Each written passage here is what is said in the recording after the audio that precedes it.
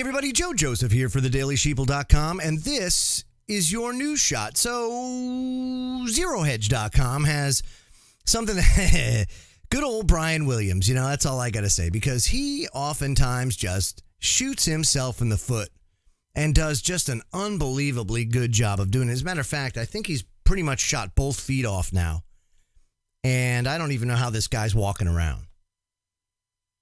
But Zero Hedge has an article, says NBC Brian Williams, quote, "Our job is to scare people to death over North Korea." That was a direct quote from him on his Tuesday night broadcast. This is what he told a panel of people on their flagship primetime program, the 11th Hour. He said, quote, that our job tonight actually is to scare people to death over North Korea. The remarks came in the midst of a vigorous discussion, which included Andrea Mitchell giving a detailed description of what the potential death toll on the Korean Peninsula might be should a ballistic missile exchange occur. And the panel also included MSNBC contributor Malcolm Nance, to which Williams' remarks were specifically directed. Now, in response to Williams' unexpected and very revealing comment, Mitchell appeared to shake her head. Though it's unclear if she was approving or disapproving of what he said, there was no pushback by the panelist or attempt to seek clarification on Williams' words. Though the world is currently witnessing a dangerous and escalating war between President Trump and the so-called Hermit Kingdom, the mainstream media's reporting has long been driven by simplistic fear-mongering concerning the geopolitical dynamics driving tensions in the region. And if it's not there, it's over in Syria. If it's not Syria, it's Afghanistan. If it's not Afghanistan, it's Iraq. If it's not Iraq, it's down in Yemen or Libya or anywhere else that they can foment this fear, because out of fear, they can control. If everybody's going around wondering when the next EMP is going to be, well, they can control you a lot easier. And that's not to say to unplug. Of course, that's not the answer. The answer is to pay attention. But to live in fear, no, you don't do that.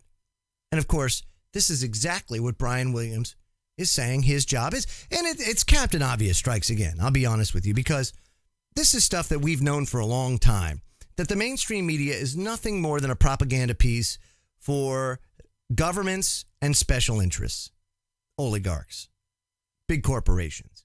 This is what they do. Think about it.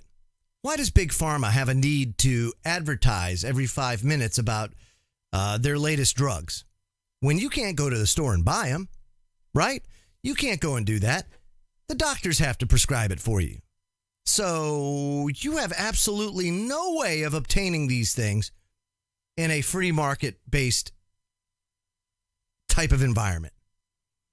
But they do that because if they can give mainstream media billions upon billions of dollars in funds to keep their operation going, why, there will never be scrutiny on the part of the mainstream media to talk about all of the dangers associated with some of these prescription drugs or these vaccines that are put out there. You will never hear mainstream media do. The only two words you will ever hear about about this stuff with regards to Big Pharma is safe and effective. That is their mantra. That is what they say. Every single time, that's their fallback. Well, vaccines are safe and effective. Really? So follow the money and you figure out where they get their talking points from. Well, the same with the government. Operation Mockingbird started many, many, many years ago. Still continues today. And then, of course, you have, like I said, the powers that shouldn't be. It was David Rockefeller who said this at the Bilderberg meeting in Baden-Baden, Germany in 1991. He said, "We're grateful to the Washington Post, the New York Times, Time Magazine, and other great publications whose directors have attended our meetings and respected their promises of discretion for almost 40 years. Why, it would have been impossible for us to develop our plan for the world if we were subject to the lights of publicity during those years. But the world is now more sophisticated and prepared to march towards a world government.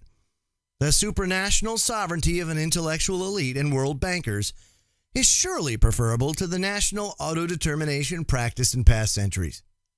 So you can see that all Brian Williams was doing was stating the obvious, that he's doing exactly what he's supposed to do.